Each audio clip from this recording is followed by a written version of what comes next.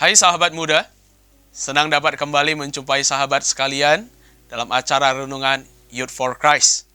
Bersama saya Pendeta Rikwan Joverson Ginting dari Gereja Sidang Jemaat Kristus, anggota PGIW DKI Jakarta.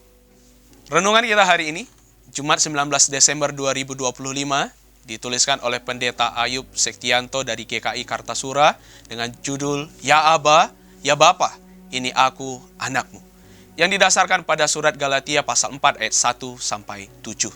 Mari kita berdoa. Terima kasih Engkaulah Bapa kami, dan kami hari ini punya status yang mulia karena kami juga adalah anak-anak Bapa. Kami mengucap syukur kami punya Bapa yang begitu mengasihi kami, begitu dekat dengan kami, dan terus membela kami dan menggembalakan kami. Berkati firman-Mu Bapa, biar terus menguatkan kami dan bawa kami juga makin mengasihi-Mu. Terima kasih Bapa, kami berdoa. Amin. Sahabat, nats yang akan menjadi pusat refleksi kita hari ini adalah Galatia pasal 4 ayat 6. Karena kamu adalah anak, Allah telah menyuruh roh anaknya ke dalam hati kita yang berseru, Ya Aba, Ya Bapa. Sahabat muda, dalam proses kehidupan manusia, status yang disematkan kepadanya pun ikut berubah. Sejak dilahirkan, status sebagai anak langsung melekat. Ketika anak tumbuh menjadi pribadi dewasa dan menikah, ia mengalami perubahan status menjadi suami atau istri. Anak yang dikaruniakan dalam pernikahan menambahkan status sebagai ayah atau ibu. Dalam perspektif sosial, perubahan status dari anak, remaja, pemuda, dewasa, hingga lanjut usia juga berkaitan erat dengan hak dan tanggung jawab dalam kehidupan bersama. Gereja sebagai komunitas iman juga menjadi ruang terjadinya perubahan status dan pertumbuhan spiritual jemaat Tuhan. Rasul Paulus pun menyampaikan hal serupa mengenai perubahan status orang percaya. Dalam konsep teologis yang disampaikan Paulus, iman jemaat kepada Tuhan Yesus Kristus telah mengubah status mereka. Bukan lagi sebagai hamba, melainkan sebagai anak-anak yang dikasihi Allah. Paulus menjelaskan bahwa seorang anak belum dapat menikmati hak sebagai ahli waris sampai waktunya tiba.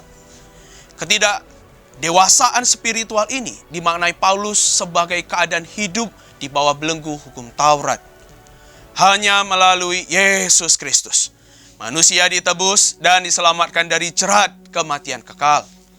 Sahabat muda, melalui karya penebusan Yesus, orang percaya disambut sebagai anak-anak Allah, pewaris keselamatan yang menerima kerajaan Allah. Panggilan Ya Aba, Ya Bapa, di satu sisi merupakan anugerah yang luar biasa, karena panggilan itu bermakna bahwa kita adalah pewaris kerajaan Allah.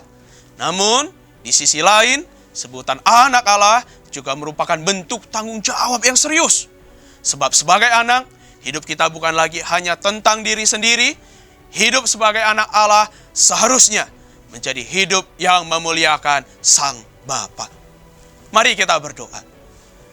Bapa, kami menguji-Mu Bapa, kami mengucap syukur status ini kami miliki hari ini. Tidak saja menyatakan bahwa kami anak Bapa, tapi juga menyatakan ada satu tanggung jawab yang besar pada kami. Biar melalui kami dan melalui Bapa yang hari ini menjadi Bapa kami bisa menjadi teladan bagi semua orang, kesaksian bagi semua orang, hingga Bapa yang kami punya boleh dimuliakan melalui kami. Kami mau tiasa berseru kepadamu, memandang kepadamu, dan memanggil namamu yang kudus itu Bapa.